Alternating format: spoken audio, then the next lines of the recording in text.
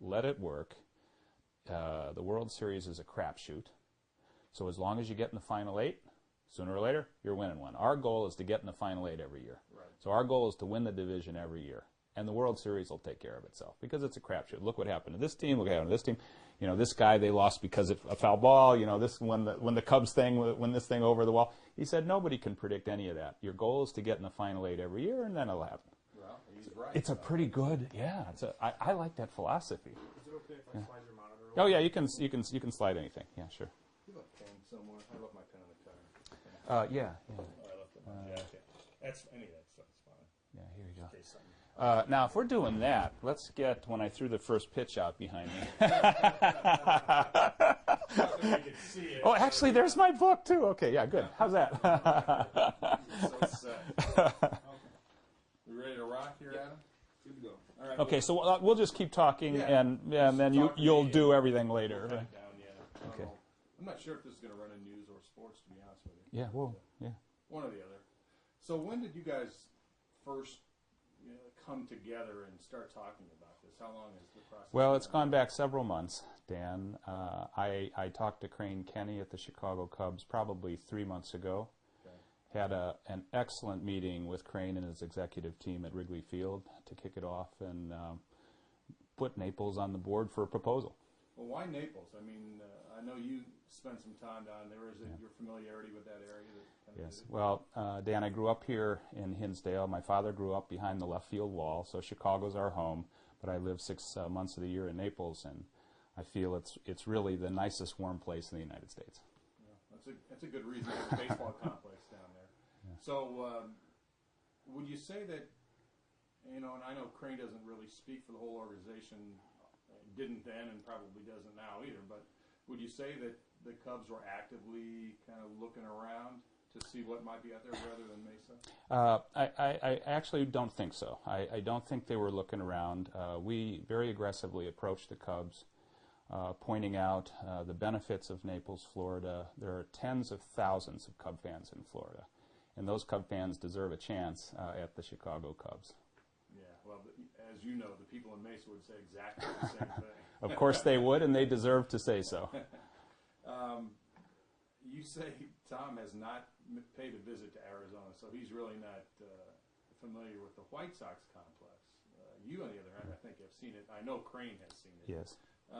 Does the fact that they have such a state-of-the-art facility play into this in any way?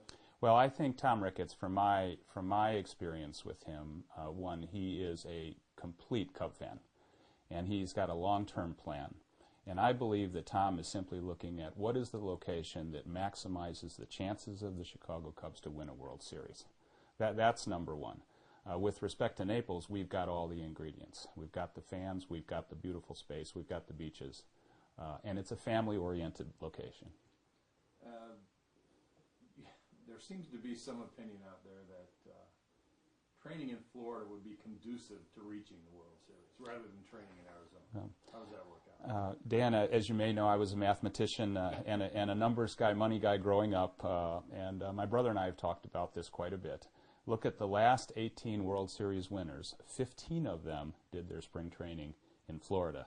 There's some statistical support to thinking about us in Naples. Geez, those things they seem so subjective, but as we were saying, every little bit helps, right? Yeah, baseball's a game of inches. How many times have they said it? So being prepared and being ready to enter the season is really quite important to all the teams. So the Cubs have some interest in Florida. What is the city of Naples' interest in the Cubs? I mean, are they 100% behind this? I had read some articles throughout the summer that there was some opposition to it, and I just wondered where they kind of stand with it. Well, Naples is known for having a high quality and a high bar on the zoning side. We don't let everybody come down and build in Naples. The county commissioners are a great group. They've got a great plan, and they're very careful.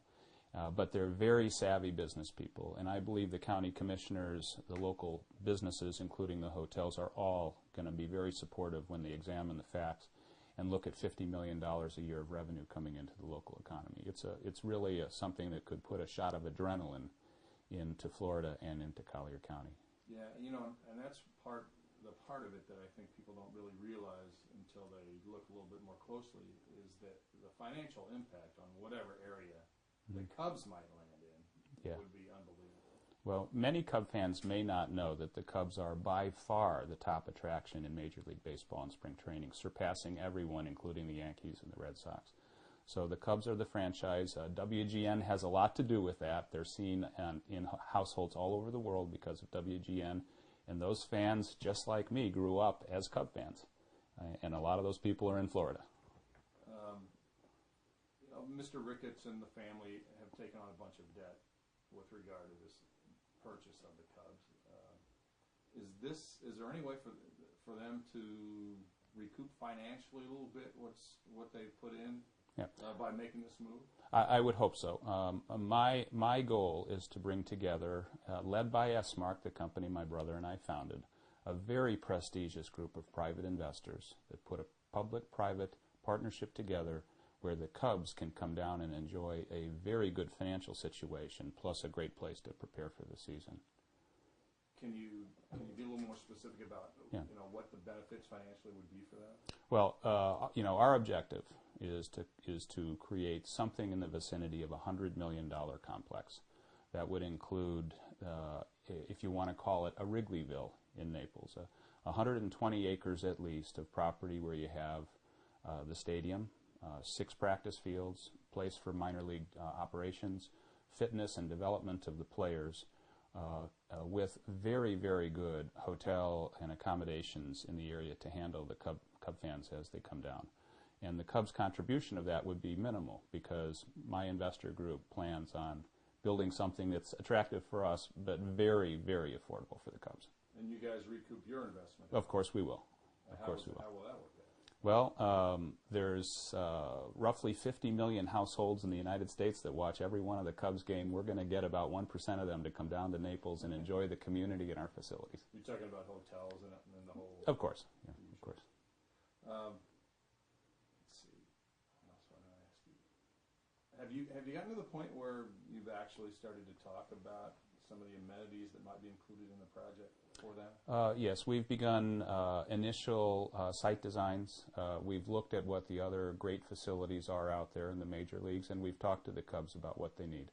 And so that process has begun, and I expect that it will be something very special built in Naples. It sounds like you guys have covered most of the bases here, and yet you think you're a long shot to get this done. Why would that be? Well, we're a long shot because the Cubs have been in Arizona for 50 years. Their governor's been to Chicago recently, as you know, to solicit a renewal of the lease. We've been under the cover as we've put our offer together. So clearly we're a long shot. The Cub fans, there's a lot of Cub fans in Arizona. Those are very important fans. But, long shots sometimes come through, as you know. Dan, I'm sure you've been to the horse races before. This sounds like it may, the possibility exists that this could turn into a bidding war between Florida and Arizona. I really don't think that's going to happen, and I'll tell you why. It's not the style of Naples, Florida to enter a bidding war. What we will do as a community and as an investor group is we will put on paper and hand to the Cubs the best offer that we can do, one that's good for our county and one that's great for the Cubs. And if they say yes, our whole state will be behind it, from the governor on down. And if they say no, they go back to Arizona, where they'll no doubt make a great offer to the Cubs. I don't see a bidding war at all in this situation. Have you guys ever thought about the possibility of, if the Cubs decide to stay where they are, that you might get involved in a new project for them in Mesa or somewhere else in the Southwest? That's really unlikely. I think all of the investment in the state infrastructure in Arizona is there. I'm sure they can make a great offer without us. And I'm a Florida guy, so I would guess that our best offer is coming out of Naples, Florida. So Naples or nothing. Yeah, in essence. Okay.